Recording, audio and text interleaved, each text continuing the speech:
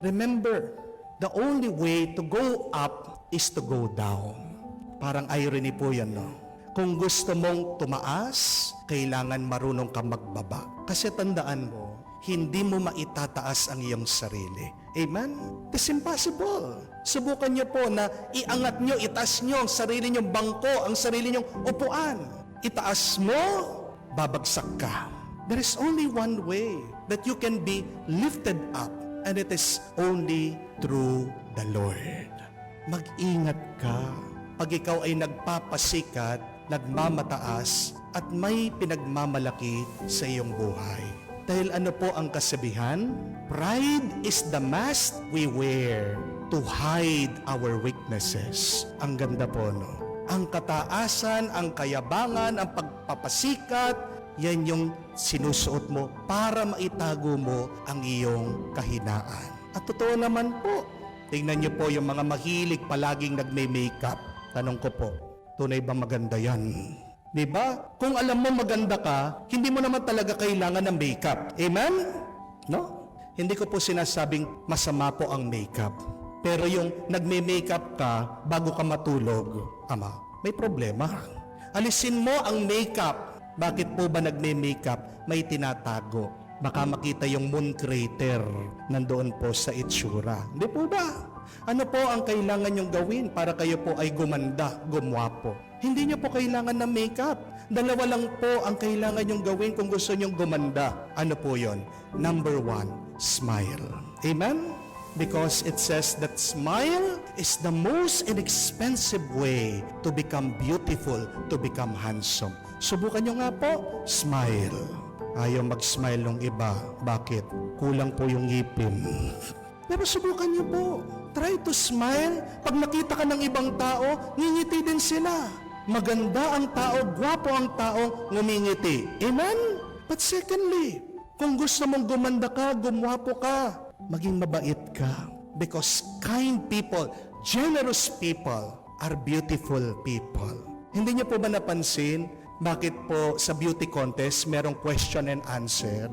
Beauty contest, para saan pa yung question and answer? Kasi tinitignan din po sa kagandahan, yung loob, yung isip, yung damdamin, personality. Aanuhin mo yung kagandahan ng makeup, ng suot ng tao. Kung pangit naman ang ugali niya, hindi po ba? Pag maganda yung nasa loob mo, gumaganda yung itsura mo. Pero bakit merong mga tao, mas gusto pa nila na mag-makeup, bumibili ng mga mamahalin na damit, mamahalin na bag? Ano sinasabi nila sa mga tao? Tignan nyo yung aking dala. Tignan nyo yung aking suot. Because these people are trying to hide something. Ganyan din po pansinin nyo. Yung po mga mahilig, nagpe-Facebook, nagpo-post, ano man yan, picture, video, reels, I tell you. Yung mga palagi minuto na lang, oras-oras na lang merong pinopost sa Facebook, may problema po yan. Amen? May iniiwasan po. Meron po akong kakilala, dahil galit sa kanyang asawa, ayaw niya nakikita yung kanyang asawa. Kahit ano na lang, naglalakad na lang sa daan, magro-grocery, kumakain, palagi, binibidyo, pinopost sa Facebook. Ano po yung dahilan? Meron tinatago. Kayo, ano yung tinatago niyo? Kung ayaw mong ipakita sa mga tao, ipakita mo sa Diyos. Hindi naman tayo kailangan mahiya sa Diyos. Dahil kung totoo tayo sa Diyos, alam niyo po, mas mamahalin tayo ng Diyos. Di po ba?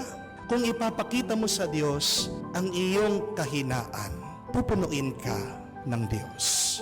Ano po ang kinakainis ng Panginoon sa mga Pariseo, sa mga Eskriba? They are hypocrites. They are plastic. They are not true. Nagbabalat kayo. Ayaw nilang aminin yung kanilang pagkakamali. Kaya nga, dahil tinataas silang kanilang sarili, diyan sila mas lumalayo sa Diyos. Remember, my dear friends, that one sickness of our soul is pride. Bakit po sakit ng kaluluwa ang pride? Dahil yan din po ang naging sakit ng demonyo. Kaya nga, pati din ikaw, magiging demonyo ka kung meron kang pride, kataasan sa iyong kalooban. Kung gusto mong maging malapit na malapit sa Diyos, Anong kailangan mong gawin? Magpakumbaba ka. Dahil ito ang Diyos na ating sinasamba. Who is Christ? He is God who humbled Himself to be with us. Kung pilit mong tinataas ang iyong sarili, hindi mo kamukha ang Diyos. Ano po ang ibig sabihin ng humility? Galing po yan sa salitang humus, which means ground, lupa.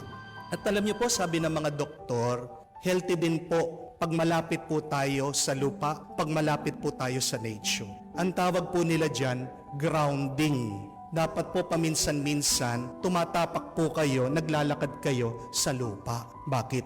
Kasi po ang katawan na ito, lupa din. Di po ba? Pansinin niyo po, yung mga bata na palagi nakakulong po sa bahay, palagi naka-aircon, yan po yung mga sakitin. Palaging sinisipon, palaging nilalagnat, mga lampa, maghihinang pangatawan. Pero magtataka ka, yung po mga mahihirap, yung mga ibang bata, baby, gumagapang po, doon po sa malapit sa kanal. Diba? Napakalakas po ng pangangatawan. Kasi po, itong katawan na ito talaga lupa. You are healthy when you are close to nature, to the ground. But I tell you, you are also spiritually healthy when you are humble, when you practice humility. Alam niyo po, pag wala kayong pagpapakumbaba, iniisip mo ikaw ay tama. Amen? At pag iniisip mo ikaw ay tama, ikaw ay makakasakit sa iba. Kasabihan, that pride will cost you everything, but leave you with nothing. Kaya nga, kung ikaw sinasaktan ka ng iba, kung ikaw binababa ka, kung ikaw pinapahiya ka, remain humble at hayaan mo ang Diyos. Hindi natutulog ang Diyos. Nakikita niya ang lahat. Nothing is permanent in this life. Dapat hindi po tayong magmalaki. Di po ba? Kasi kung malakas ka ngayon, magkakasakit ka. Kung mayaman ka ngayon, darating ang araw, magiging mahirap ka. Kung matalino ka ngayon, darating ang araw, magkakamali ka. Di po ba? Hindi natin alam kung anong mangyayari sa atin bukas. Huwag mong iisipin na palagi kang tama. Huwag mong iisipin na palaging merong gumpay, may kayamanan sa iyong buhay. Remain humble and recognize that everything that you receive comes from God. Continue following the will of God. Because if you do not follow God's will, your blessings will turn into curses. May napakagandang kasabihan pa po. Remember this. That it is humility that opens doors and pride closes them. Kung gusto mong magbukas ang pintuan ng puso ng mga tao sa iyo, be humble. Kung gusto mong magbukas ang pintuan ng langit para sa iyo, be humble. Kahit na anong gawin mo, kung matigas ang iyong puso, mataas ang iyong loob, sigawan mo ang mga tao, takutin mo sila, hindi yan ang paraan para ikaw ay tanggapin nila, mahalin nila, at respetuhin nila. It is not through pride that God will lift us up. It is through humility. We ask for the grace of humility every day. We know it is so important, and yet, many times, we are so full of pride. My dear friends, you will be blessed more if you will become more humble.